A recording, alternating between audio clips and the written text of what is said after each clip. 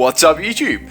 Now, this was very frustrating to do. As you can imagine, what the Pokemon I was using, I got 5-0'd, 6-0'd, 20-0'd. I mean, it was really painful.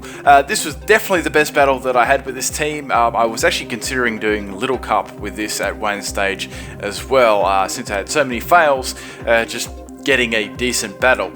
I sorted out the best strategy I could with these Pokemon, and eventually it did work out pretty damn well in the end. Okay, firstly I just want to quickly say thanks to everyone that rocked up to the Hooper live stream and stuff. I will put, if you did miss out on the Hooper, just there will be a top comment there, and I may give some out a little bit later on as well, so just look out for that one. Anyway, so starting with the legendary Caterpie, I'm going to get it knocked off here, and that's going to be a crit, which doesn't really matter because I've got a Focus Sash, and Bug Bite's going to do so much damage to Pangoro. So that's pretty much Caterpie done. Pangoro has leftovers, which was interesting. I was expecting it to be like a Choice Scarf, mainly Choice Scarf if you're going to lead with it. You could use like Parting Shot or whatnot. Okay, so anyway, my Caterpie's down. That was pretty useless. Now, the other 5 Pokemon did have some use on this team somewhat. Okay, so I got my Rattata. Now, you probably think, oh, it's going to be a Fear Set, but I thought, well, I can do the Fear Set, but I'm going to add something else to it too. I knew it would use, any sort of move on me would take me down, so I used Counter, and I thought that'd be nice, and that takes Pangoro out like easy peasy, so that's good. I give it max speed as well, so I might be able to get like a speedy Endeavor off. This was really good because not only was I able to take Pangoro out, I was doing a huge chunk of damage to the second Pokemon. I got taken out by Sludge Bomb. That's pretty cool anyways, because I nearly got 2 Pokemon down, so Rattata, you did awesome there. Okay, so I've got my Choice Scarf of Bumblebee here with huge power. I'm going to be able to outspeed that and just take it out with a U-turn. I thought I'd save that for later on in the game because I had a little strategy going with this team. So, another Pokemon down for me. So, this was going really, really well. By this time, it was already like 4 or 5-0 down to me.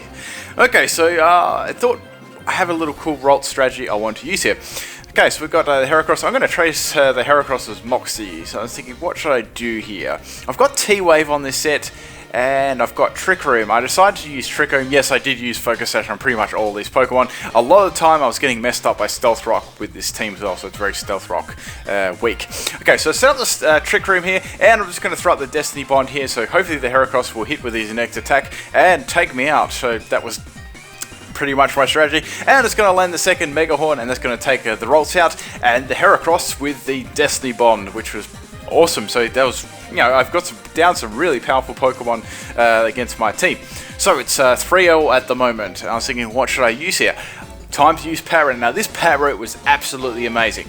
Okay, since I'm in Trick Room, I'm going to be definitely going first. So I'm going to throw up that Sword Dance there, boosting my attack, to a decent level, I guess, for Patrat. That Boom, I was expecting like Dragon Pulse or something like that, but Boom Burst, whatever, it didn't really matter. Anything to take me down to my Focus Sash is what I really wanted here. Okay, so since Flail is at full power there, that's going to take Noivern out easy peasy, and that's Noivern out, so this is really, really good. So I'm going to sweep through these Pokemon that are remaining. So we've got Blissey here. I wasn't expecting to take Blissey out in one shot, but I did, so that was really, really cool. Patrat takes out a Blissey. Unfortunately, the Trick Room is going to run out there, but I've got a couple of Pokemon still remaining. They've got their Nidoking left, which is just going to take my Patrat out with the Sludge Bomb.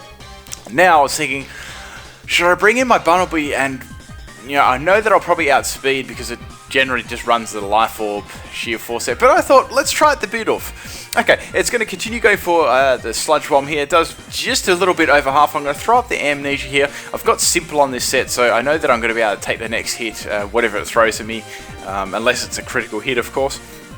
Okay, so it's pretty much doing nothing to me now. I've got Rest on this set. Now, I wanted to throw the Rest up with the Chesto Berry, but I couldn't really afford to do that because I wanted to whack Everlight on Bidoof, so I didn't really have room for Sleep Talk and Rest on this set because I wanted to buff both its defense and special defense. I'll get into the sets after this so you guys know what I was doing. So pretty much Nidoking is using its most powerful move, which is Sludge Wave against me. It doesn't appear to be a mix set at all. It's fully special, otherwise it would be doing a physical attack. Okay, probably hoping for a crit here. That's pretty much all I can do to get past me. I'm going to set up the curse here. I'm going to boost my attack. That's pretty much, I've only got one attacking move on this, and I needed like a normal type attack with some, decent base power. Okay, so I went for a rest this turn just to get all my health back. Then I was going to start attacking, but I got critical hitted. It's like, no! So I had one more Pokemon left, being my Bunnelby. This was the Choice Scarf set. I knew I'd outspeed, and I'm going to go for the Earthquake here, hoping that it takes it out there. I've got the huge power, and I'm adamant, and that was just enough to take the Nidoking out. And holy shit, how the fuck did I even win with this team? Oh my god. Okay, I'm going to go over what my sets were anyway, just if you were wondering.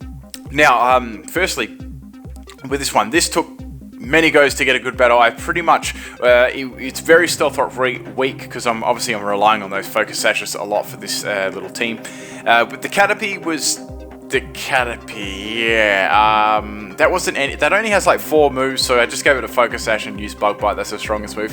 The huge power Bunnelby, that was a Choice Scarf. I did give it Adamant. I was trying to toss up between Jolly and Adamant. I decided to give it Adamant because huge power, as you know, gives double the attack. So I thought that'd make a bit much of a difference in power-wise there. U-turn, Earthquake, Return, and I gave a quick attack just in case I needed some priority there. I know it sounds strange on a Scarf set, but I know something would outspeed that still. Beat Off, I gave that Curse, Amnesia, Rest, and Last Resort. I was going to use Last Resort on Nidoking before I got critted, but that didn't actually help. Now the Patrat, which is awesome, I gave that one Sword Dance and Flail. That was pretty much all it needed. I gave it Hypnosis as well. There wasn't much else I wanted to do with it. The whole little strategy there was with the Rolts and the Patrat there, which worked really nicely. The Rattata was counter for any physical moves, Quick Attack Endeavor, and Super Fang on that one. Pretty much I'm relying on fixed damage moves or stuff like counter as well, because they just really didn't have the stats to take any of the Pokemon out, so I had to be really smart with this Pokemon. Last one you saw, obviously, there was the Rolts. I gave that Decimon, Trick Room, Thunder Wave. I don't think it had another move. It didn't really matter what the other move was. They were the main moves I wanted to use. So that was my team. I had a bit of fun, and it was really nice to get a win off with this. Eventually, it took ages. But it definitely worked a hell of a lot better with no traps on the field. Obviously, if they didn't have the Focus Sash activating, this team would not go very well. It would just go terrible. Just quickly want to say big thanks to everyone that rocked up to my Hooper stream we did on the weekend. That went for ages and ages. Once again, I'll just quickly remind you, if you have a Hooper, if you haven't got your Hooper yet, I will start up a little comment thread in this video too, so that'll probably be the top comment, so just reply there. I'm sure me or Bram, one of us will get there and give out some Hoopers later on, maybe. Also, as usual, guys, if you got your theme team, leave them in the comment section. If you like this sort of thing, make sure you leave a like on the video. I highly appreciate that one. Just thinking here, what else should I do? To say, I think that's about it, guys. Yeah, that's one thing. My 24-hour stream, I was gonna do that when I hit 250,000 subscribers. That may happen this weekend, it may not, but just look out for that one. I'm gonna be battling singles, multi-battles for a full 24 hours. Yes, I'm gonna be absolutely buggered, but I'm gonna do it for you guys because you guys are awesome. Anyway, guys, that's about it. Hope you enjoyed this one. Peace out.